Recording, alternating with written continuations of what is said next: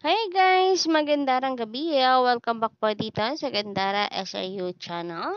Andito na naman nga po akong muli, si Gandara, ang nag-iisa ninyong nagmamagandang collegiate American supamakatid ng latest update and fresh happenings patungkol sa TVJ. Basta po mga balita na may kinalaman sa Itbulaga, sagot na po natin yan. Ganon din ang ilang chika sa loob at labas ng showbiz.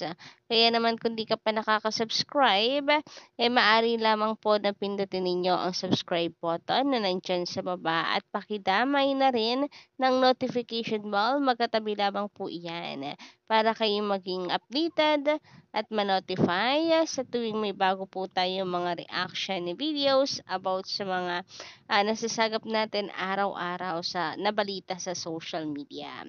And para nga po sa gabing ito, ang ating pong pag-uusapan ay patungkol po dito sa pantapat ng Itbulaga sa sinasabing panlaban ng Showtime sa TVJ sa EB dahil tumataas na ang ratings, mukhang kabado po daw ang kalaban at baka nga daw nangangambad since meron po silang kontrata sa GMA.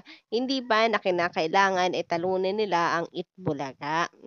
So nakakapangamba nga naman na siyempre lalo na ngayon naramdam po natin ang paglakas ng EB. But before that, shoutout po sa lahat ng atin pong mga viewers nakikinig po ngayon at nakatambay ngayon dito sa ating channel. Maraming salamat nga po sa panonood. Sabi nga dito, good day Miss Gandara. Stay safe and take care always. Solid, legit Americans, Itbulaga, TVJ forever. Happy 14345. Naku, maraming salamat po and magandang gabi po sa inyo. And speaking of our viewers, ibinahagi nga po dito no ng ating viewer na kung saan ganun daw po talaga ano ang signal ngayon ng TV5. Mahina. Nako, nakakalungkot naman pong pakinggan kung ganoon, ano, na ilan po sa ating mga collegiate Americans ay nahihirapan sa kanilang signal. Sabi dito, kami nga, yung TV namin nawala yung signal, isang linggo din ang tinagal. Grabe, kababalik lang, at least bumalik ka at ibinalik. Meron po kasi nangangambada, baka daw po sinasabotahin na ang Itbulaga kasi kapag during EB lang naman daw mahina. Sabi pa dito, kababalik lang. Kaya sa YouTube muna kami nanonood ng Itbulaga and etc. Nako, until now, ay signal pa rin talaga yung problema ng ating mga collegiate Americans. No? Kailan kaya ito masusolusyonan? Kailan kaya po ito matatapos? Samantala, sa kabilang banda, nais naman natin congratulate ang TV5 dahil finally, na-hit na nga po nila ang 2 million subscribers sa YouTube. Ayan, sa mga team online, mga Kalarikans, maraming salamat sa inyo pong pag-subscribe at inyo pong pagsuporta sa TV5. Mapa-online man po or sa TV ratings. Maraming salamat. Ayan po at 2M na tayo. Ang dami na rin pong nadagdag ano dito dahil marami na rin pong nagsilipatan mula po nung umalis ang Itbulaga or ang TVJ sa GMA 7. So mula nga po dito sa TV5, 2 million subscriber na tayo mga kapatid sa YouTube. Subscribe na sa hashtag kapatid online TV5 YouTube channel para sa live at free streaming ng inyong paboritong kapatid shows at TV5 Digital Exclusives. Huwag din kalimutan ang notification bell para updated ka sa mga inaabangan mong kapatid programs and celebrities.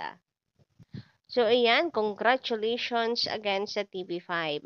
Samantala, dumako naman tayo dito sa pinaka-sentro ng ating update ngayong gabing ito na may kinalaman nga po sa bagong segment ngayon ng Showtime. Ay, eto nga po at meron pong inilabas na bagong segment ang Showtime na ka-look-alike po ata ito. So, dati na may segment na ganito ang Showtime before, na mukhang inulit lang po nila ngayon or muli nilang binuksan ngayon, Kadaver Cats. Nag-trending nga po ito kamakailan sa social media, lalo na po itong ka-look-alike daw ni Estelle ng SB19 na P-pop group po ng Pilipinas. Anyway, meron pong nagsasabi na ito po ang panlaban ng Showtime sa Eat Bulaga. Kasi 'di ba sabi nga po nung kamakailan, meron pong balita na ire-reformat ang Showtime, etc. Chu-chu-chu na balitang ganyan.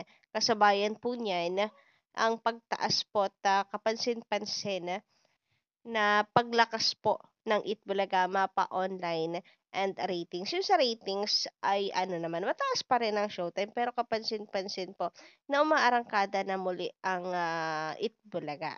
Kumbaga ay tumataas din.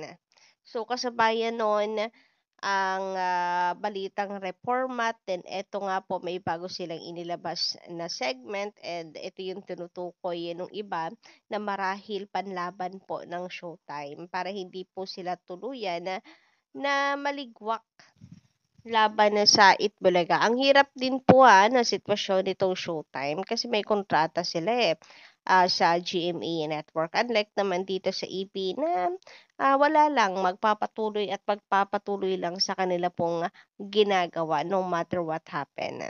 Ang Showtime parang sakala, kinakailangan nilang consistent na matalo ang Itbulaga because of contract. Yan pong hirap sa nakikisama lang. Samantala, komento dito ni William Ramones sa isa po sa ating mga komentor. Sumakay ako ng bus one time. Ang palabas, It's Showtime at ang segment nila ay yung ka-look-alike yata yun. Diyos ko Lord, daldalan ng daldalan. Nonsense. Ang mga pinag-uusapan na parang nakakababa ng dignidad pag ganyan ang panonoorin ko. Ano po kinalaman ng dignidad? Anyway, tungkol dito sa daldalan ng daldalan, wala naman pong bago sa Showtime. Kaya nga meron pong kapamilya fans nagrereklamo na ano na daw, talk show na daw sa tanghalian, hindi na ng time show. Kaya nga madalas po napapahamak yung Showtime kasi sa sobrang daldalan na lang ng daldalan, ayun nauuwi sa kung saan yung usapan.